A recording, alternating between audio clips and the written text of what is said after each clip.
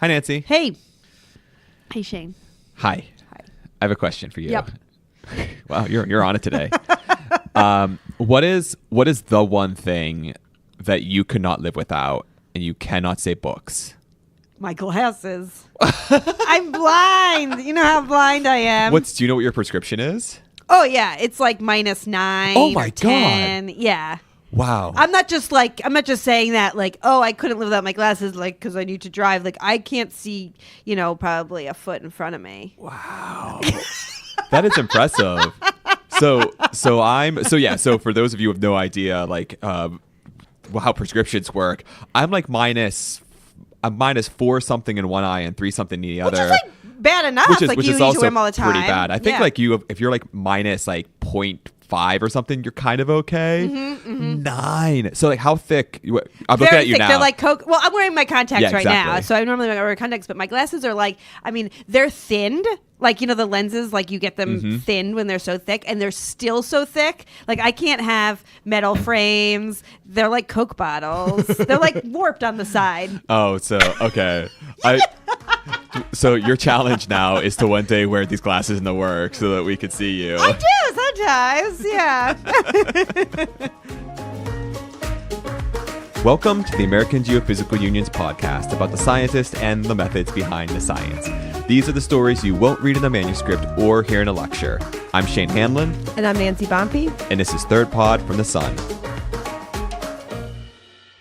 Okay, so I was asking you, Nancy, about the one thing that you couldn't live without, because today we are talking about the one thing, or one of the things, probably the most important thing that we people cannot live without, aside from oxygen, which Lauren pointed out to me.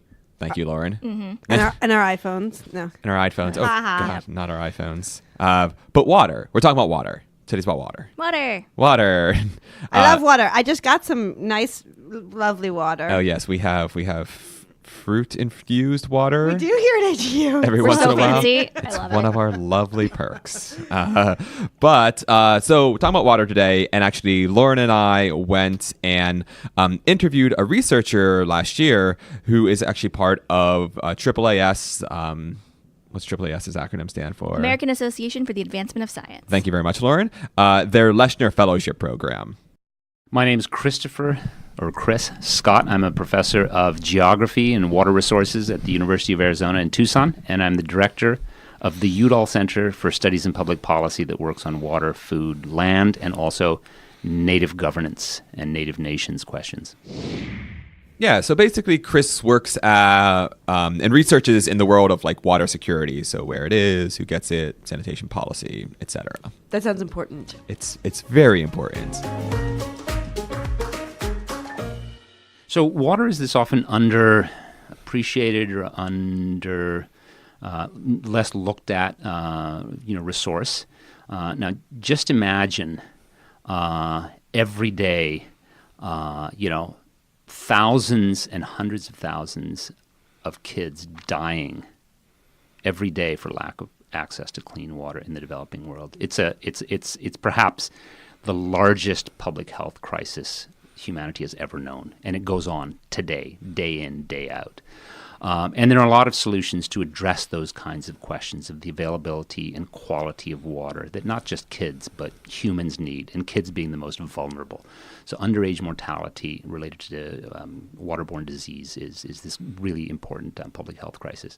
I grew up in India, and I lived for essentially all of my childhood in the foothills of the Himalayan mountains. And yes, that's the way it's pronounced in English. There's a lot of the Himalayas and whatever. Anyhow, that region also is interesting because it's a source of rivers that support a huge share of South Asia's humanities. Water quality is India's by far and away biggest challenge. There's a huge industrial and, of course, urban sector that uses and contaminates and pollutes water. Much of the water is untreated or insufficiently treated. So I've waded around in sewage rivers without wading boots and, basically with trash bags in my boots because we were collecting samples in rivers of shit. I mean, human shit and disgusting stuff like goats and buffaloes' parts floating through the river, and just the smell is just overpowering. You know, you can just imagine you are at, you know, the toilet of the city, and you're and so, you know, there's a huge need for wastewater treatment, and let me tell you, I wish it was just as simple as stinky shit. You know, what's really nasty is the heavy metal contamination and the pharmaceutical byproducts. And, you know, we have these things in our wastewater systems here in the developed world too. We've just been more successful in investing in and insisting on the, you know, water quality and environmental controls to be able to see that water is treated adequately. Yeah, tell us more about wading around in sewage rivers. Oh yeah. So let me tell you about that sewage river in Hyderabad, and I've done this work in Mexico. I've done this work in many other locations. So cities consume, people in our domestic but also commercial and industrial establishments use a huge amount of what are called surfactants, basically soaps and detergents and other kinds of things. And when they get out in the environment and aren't treated properly, they generate foam. Okay, so I've been to small cascading, not big waterfalls, but just, you know, where the water courses over some rocks. So think of like the Big Falls area up here in D.C., right? And imagine a sewage river flowing through that. It generates a huge amount of foam. And I have seen a water buffalo, and water buffaloes are attuned to being in the water because that's the way their, you know, life cycle is, and they kind of cool themselves off in the heat and whatever. This water buffalo emerging from one of these foam waterfalls, but colored pink, because somebody's dye had gotten in with the surfactants and the foaming, and so you've got this, and it looked like a spittlebug, but like from a distance, like this, like drippy, but like the foam literally like encasing its whole body. Okay, and so now you're out there, and the smell is often overpowering. And so one of the studies was, is there a natural process by which the river, because you'd notice that you'd go 20 or 30 kilometers, say 10 or 15 miles downstream from the city, and the water was not necessarily back to quality, but it's so much better than up here, but it wasn't going through wastewater treatment. So what's going on there? So there's a natural process through aeration and through some of the water that gets filtered out of what's called, you know, the groundwater that would come in. You know, there's sort of a natural treatment process. Well, could we accentuate this? Is there some way in which? So we're doing a study to look at what the quality of the biota is in the river, and so we were sampling for macroinvertebrates, for basically different kinds of beetles and insects and other kinds of things, and some larval stage rather at different points in the river. But the first one was right by the outfall from the city's butchery, right, with literally the eyeballs and the things just floating by. Oh my God. And we're in there in our we didn't have wader boots. We should have gotten like proper wader boots, right? Like you can imagine fly fishing and you'd go in with some protection. No, what we had was just like black trash bags, like as socks in like your boot. And so you'd have a kind of a, knee-high boot, and then you'd like have this rubber band up here like to, kind of have these improvised waders, because we wanted to get in to collect these macroinvertebrate samples. And now we've got like 1,000 people on the bridge looking at these like idiot scientists down here saying, what the hell are those guys doing? And you can hear what they're starting to talk, and it's in Hindi, and they're saying, oh, they've probably lost, I think one of them lost their ring. They're down there looking for some lost jewelry. That's the only reason I'd ever get in that water. Like, and so you start getting in this whole kind of dynamic going on and everything. And so we did macroinvertebrate studies that show that, biodiversity goes from almost zero, but it's not zero, even in the offal, right? OFFAL, the sort of, the outfall stuff from the butchery, and, the human shit floating by and everything. There's still life in that river. Wow. To 20 or 30 kilometers down, and it's much, much better water quality. Still not anywhere near drinking, but certainly acceptable for irrigation of crops. Ew, that is so gross. Oh, so gross.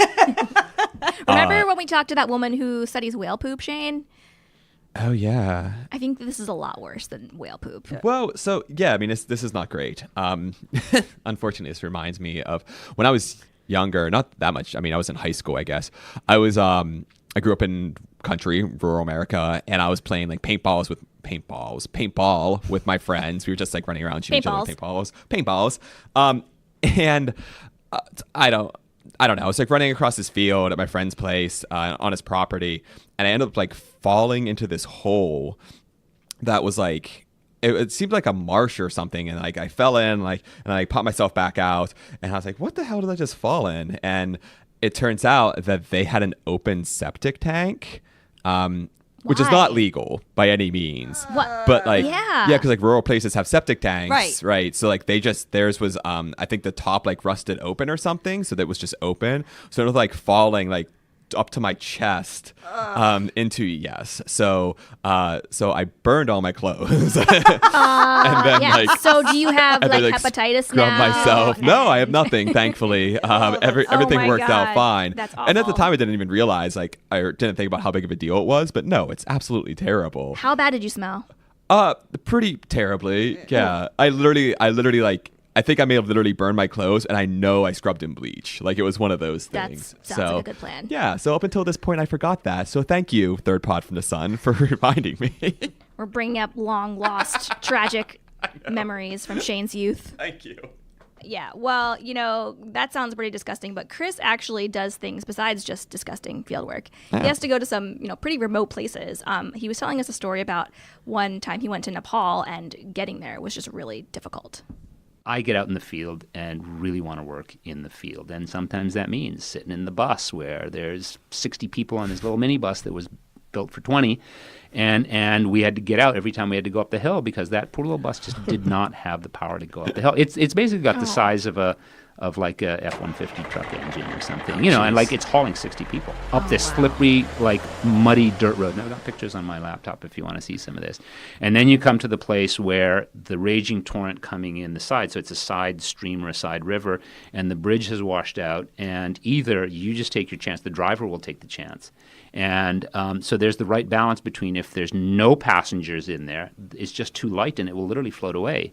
Versus if there's too many passengers, its little tires get stuck down in the rocks at the bottom of the stream. So we had to be pushed out by the backhoe, and luckily there's a backhoe there. Why is there a backhoe there? Well, the backhoe was helping to repair the bridge that had washed out. Mm-hmm. But you're going to wait a month for the bridge to be built? No. Well, you got to cross. And luckily the backhoe's there and whatever. So, well, tell us more about that. Like, yeah. How?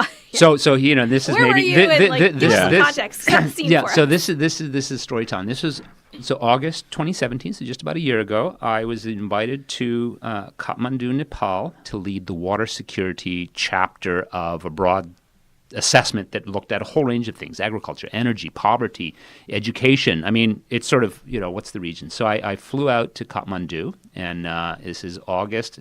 The monsoons in South Asia typically go from the middle of June until kind of the end of August. So I said, I'm going to not take a chance, but if I'm there at the end of the workshop, and they weren't going to organize a field trip, and it's not like I insisted they should, but I was going to organize my own field trip. Mm-hmm. So I was going to go out to see some of the research locations of, in this case, the Kali Gandaki River, it's called. That is one of the tributaries to the Ganges. It flows down through Nepal, but it starts in Tibet. I'm going to Muktinath, which is an important religious site at the source of one of these tributary rivers. So I fly out of Kathmandu into a place called Pokhara, which is a regional town, and that's a pretty easy flight, and there's like 6-8 flights every day, and a number of people fly. But to go from Pokhara up to Jomsom is a 15-minute flight in what's called a steep takeoff and landing, STOL plane, that just roars up the mountain to get up that high, and it screams down the backside of the mountain and lands on this little teeny runway strip on the side of you the. said 15, like 1-5. 15 minutes. It's a 15-minute flight. It's a my 15-minute flight. So you're just going like up. Yeah, around and the you're mountain, like strapped pretty in, much? and this thing is like really powerful, and there's like, I don't know, 15 people on board or something, so it's it's a little plane, but it's got 2 big engines, steep takeoff and landing. And so you get into Muktinath, and when you get to the airport, they say, well, there's clouds, we're not sure it's going to fly. Okay, wait, and then the flight time, I forget, was like 6 in the morning or something, and you get there at 7 and 8, and that, you sort of understand, but you're waiting in Pokhara's, airport waiting room, and drinking tea, and I speak Nepali, so I talk with some of the local folks and whatever, and so you get into Jomsom, and I do the first day of getting acclimatized because I'd gone from Kathmandu and Pokhara probably about the same elevation. It's not actually that high. It's like 3,000-4,000 feet above sea level. It's down in the valleys, and now I'm up at 11,500 feet. And, I've spent time at higher elevations, but you need to get acclimatized. So I spend the day walking around to go see some of the Buddhist gompas and some of the buckwheat fields. Do you eat buckwheat pancakes? Did you ever know where buckwheat is grown? There's some interesting places. And, and a very strong irrigation culture. I'm one of these guys who kind of really thinks about and, is interested in where's the water flow and whatever, but what does it mean to people's livelihoods and irrigation systems and everything. So the next day afterwards, I go up to Muktinath, and I partly walk up, but I partly take a little bus up, and that was not all that bad. You have to get off and walk during certain places because, and I've had other stories where the bus was actually, they disassembled the whole bus and carried it on their back to the other side of the gorge and rebuilt it over there and reconstructed. And now you go across the gorge by foot and you get on the other side, and now there's a bus, but it only runs up there because it was disassembled and rebuilt. Up in some of these locations in the Himalayan regions. So a long story short, I'm coming back down from Muktinath to the town of Jomsom. Beautiful location. I've again got some pictures, water spouts. It's a spring at the bottom of this mountain in an arid region, valley. And the water is the critical thing to see up there. I mean, not just see, but the pilgrimage is to the source of water. So I'm back to Jomsom, and the clouds have come in even more now. And so I say to actually my host of my lodge where I'm staying, do you think the flight's going to go? And he goes, I don't know, but I'll try to put in some inquiry with, I know somebody who works at the airport, and they go, the flights haven't been coming. The whole couple of days you were up at Muktinath and came back down here, the last 3 days, no flights. And so there's a bunch of people waiting for their flights. And I go, but I've got a flight out of Jomsom I've got a flight out of Pokhara to Katmandu, back through Abu Dhabi and Dubai, back to LAX and back to Tucson, and I got to be in class. I'm a professor. I'm teaching, and so I've got to get back. And well, the only way you can really get back is to take the bus down. And so I say, okay, I'm gonna have to take the bus down. So I get on the bus at 6 a.m. We get a few miles out, and and it's pouring rain. And there are potholes, and this does not even look like a road. I mean, it really looks like a hiking trail. It's a little wider, and the reason it's only the size of an F-150 or something, because you can't get no big bus up there. I mean, forget it. Take a tour bus up there, there's no road. I mean, so this is like a potholed thing the whole way. So we get to maybe 6, 7, it must have left, and say 10 o'clock. It's raining heavily now. The road's closed. Landslides have cut the road. Oh, geez, what do we do? Okay. And I find 2 Nepali young guys, and I say, hey, would you help me? I've got all my conference gear. So I've got my suit and my tie, and I've got my computer and laptop, and I've got, my whole stuff for the trip from Tucson all the way out there.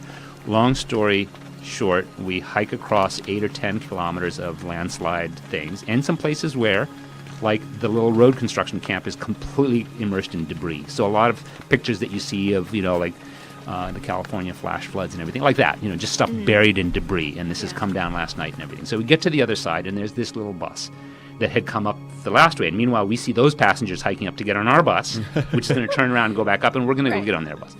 So we're going down, and, the road is getting worse and worse, because as you go further down the mountain, too, you're coming back into the rainfall area. This is in the rain shadow area. The far side of the mountains is high and dry up on the Tibetan Plateau, and it's dry up there, and it doesn't rain as much. But the further down you go into the Nepali heartland, it's raining more and more, the same storms.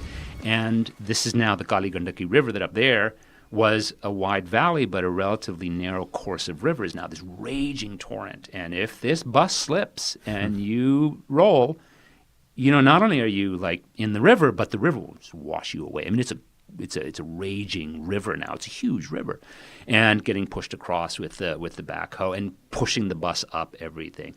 So we had expected to get to Pokhara, having left at 6 a.m. Had the bus been on time and the landslides not been washed out, it would have been a 12-hour bus trip. Okay, for the 15-minute flight. Okay, and going down now. But we get 3/4 of the way at midnight. So now, 18 hours later? We left at 6 a.m. We get, 18 hours. Next morning, so we check into this little, I made friends with a Nepali guy and his daughter, and they had simply gone up for the pilgrimage themselves to go to Muktinath and have darshan, to have the religious view of the thing, and some international European trekker, hiker types, and whatever. So the next morning, now we get up at 6 o'clock in the morning after this flea-bitten hotel and whatever, and get to Jomsom. Get to Pokhara, I'm sorry, and it's in time for my flight to Katmandu. So I'm relieved, because I'm gonna go get back to Tucson. And guess what? The flight came down. I could have saved all of that. Almost 36-hour, not ordeal, but adventure or like whatever, because my seat was on that flight, and it did make it down that day. What were you thinking that whole time when you were just like, what were you thinking? This is an adventure. I'm just going to go with it. Or were you just like, my life sucks? I've been on a lot of those kinds of buses. I guess I had a sort of an innate trust that if the situation had gotten so severe that I would have backed out of it, or that these bus drivers, and he was one bus driver and 4 dudes whose only job was to clear stones out of the way and whatever, right? And so you go with your sort of mobile, and they also had a good sense, and they were saying we were going to go, but clearly their bus was kind of giving out. So I was concerned, but I wanted to come back. But if the situation, I think, had gotten totally out of control, I would have stepped out and just taken gotten late to get back to Tucson. Yeah, but this is the story you have now. This is the story I have, exactly. How, if the 15-minute flight had worked, there'd be no story. Has anyone had a harrowing bus or public transportation journey? Yeah, actually, I have. When I lived for a little while in a small town in the Peruvian Andes, at the bottom of this really beautiful valley, and every so often we'd have to go up to the mountains and go to different towns or to get to the big cities where the other stuff was. And I think literally every bus trip I took through those mountains, I feared for my life. Yeah. Was it one of those, like, there's no guardrail? There's no guardrail. It is cliff on one side, Yeah. sheer drop on the other side, and drivers who just don't care so much about road safety. I feel like that's Yeah. like always like non-US, like Yeah. wherever you Oh, go on a bus, absolutely. like not in the United States, up a mountain, you're like, I might die right now. Yeah, Yeah. my partner lived in Ethiopia for a while, and she tells these stories about just like people didn't worry about like the food or like even getting like attacked by some sort of wildlife thing or anything like that. It was a bus. If Yep. you were gonna die, it was going to be on a bus. Yep. I'm not a religious person, but I remember praying so many times for my life. Like, please, God, just let me make it through this one bus trip. Well, we are happy that you're here with us. Me too. All right, folks. Well, that's all from Third Pod from the Sun. Thank you so much to Shane and Lauren for this episode, and of course to Chris for sharing his work with us. The podcast is also produced with help from Josh Spicer, Olivia Ambrosio, Liza Lester, and Katie Brundle. And thanks to Adele Coleman for producing this episode. And if you love this podcast, which I'm sure you do, you can rate and review us on iTunes. You can listen to us wherever you get your podcasts, or of course at thirdpodfromthesun.com. Thanks all, and we'll see you next time.